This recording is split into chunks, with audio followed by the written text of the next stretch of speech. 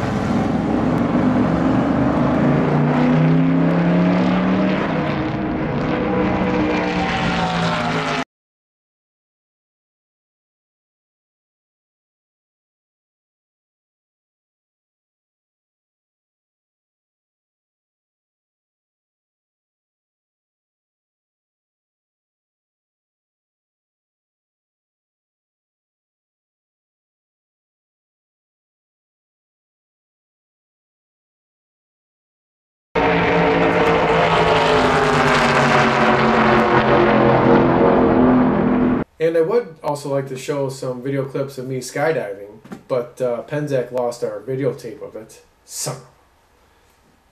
Oh yeah, I also just got my concealed pistol certificate, so you all better watch out. Blum blum, kiki blum.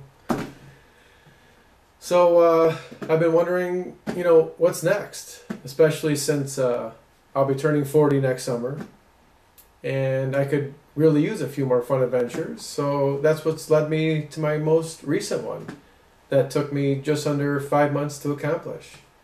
And it was totally worth it, a lot of fun, a lot of hard work, but it paid off because I'm really looking forward to all the fun adventures to come. So what is this secret I've been keeping? Well, you're about to find out in this next video clip, so without further ado, here you go.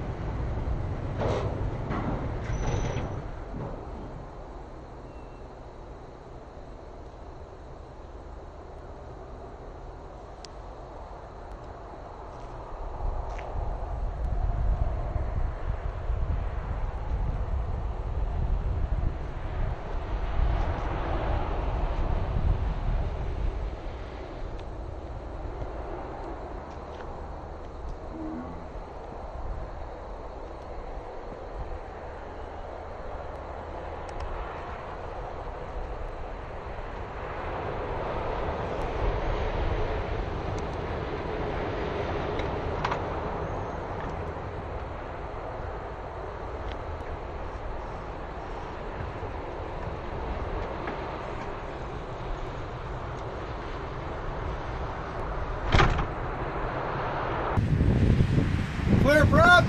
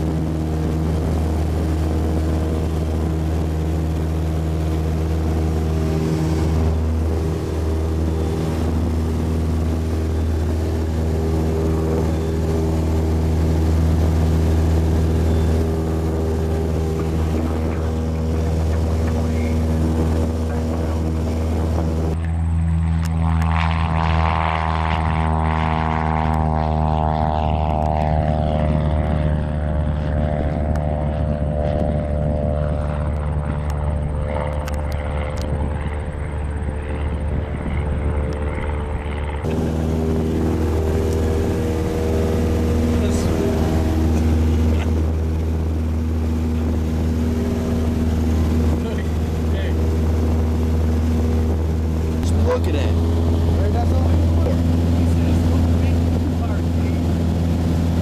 Hey, Mike, I mean, something's gonna go wrong. We're fucked anyway, so you gotta leave some of this audio on. Dad, you gotta leave some of this audio on for the video when you do this. Where's the bathroom in this bitch? That's what I'm doing. Listen, you gotta leave audio on when you do this. This is great. This is great shit, though. I swear to God. We might not be able to hear it. Take our headphones. We might not be able to hear it. Try it. Try what? See how loud it is in here. I can hear you with this on. No, we can't. I swear to God, I can.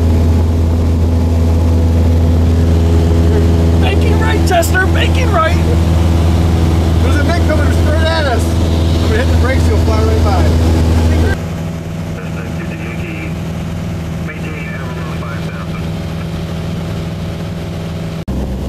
No, that's a good shot, that's all. I got Mike. Right there.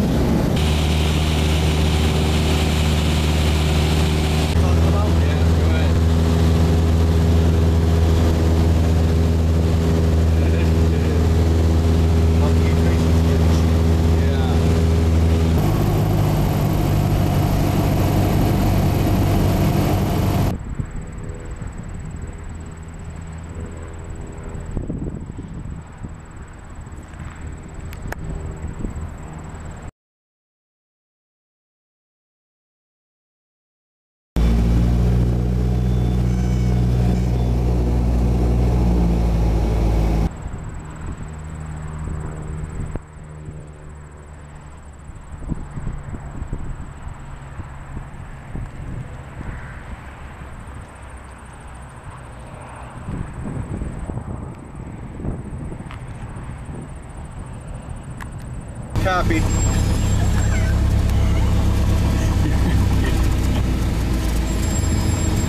What's that ringing? Oh, it's one of your phones.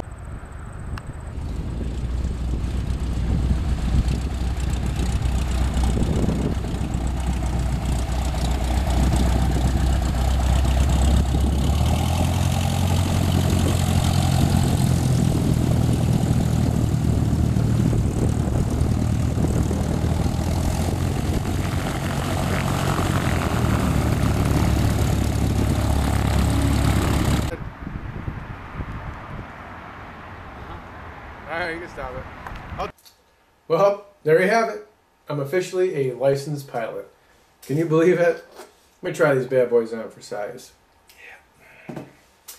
Thinking my call sign should be Iceman, naturally. Yeah. Now I know what most of you are probably thinking, and that's there's no way I'm going up flying with him. Well, let me just tell you what it took to get my private pilot's license. Because it was extremely intense. Trust me. I had to log over 40 hours of flying, in which 3 hours of it was flying at night. And flying at night is just awesome. I had to perform 3 solo takeoff and landings at an airport with a control tower. I also had to fly 10 hours of solo cross-country trips. And talk about an adrenaline rush. Flying solo for the first time, I was freaking out. But you know what? I never really felt like I was alone because I knew my dad was up there and he was just getting a huge kick out of it and he was looking out for me.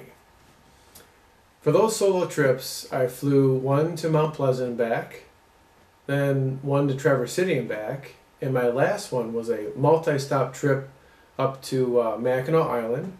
And let me tell you, landing on an island is just awesome. It's a lot of fun, but yet, a little hairy, for a little scary, but just awesome. And then from Mackinac Island, I flew over Crystal Lake, all those turquoise waters up there everybody's talking about. And it was such a beautiful day. Landed on Frankfurt, flew over the sand dunes, flew the coast down to Muskegon, and it was just an awesome trip. I also had to log 3 hours of flying blindfolded, basically, where I was only using my flight instruments to fly with and no outside visual reference. And of course, my flight instructor was in the plane with me. I also had to pass a medical test, which is required, and I also had to pass a written test that pertained to this book. And yes, I read the whole thing, and it was a FAA sanctioned, test at a neutral site where the question bank was 860 questions. And when I sat down, the lady clicked the random button, and 60 questions out of the 860 were randomly selected, and I had to get a 70% to pass. And after studying harder and longer than any other test I've ever taken, I actually got an 87%. Yeah, that's right. The last thing I had to do was pass an oral test and a check ride with an FAA examiner. The oral exam lasted 2 hours, and he just grilled me with questions.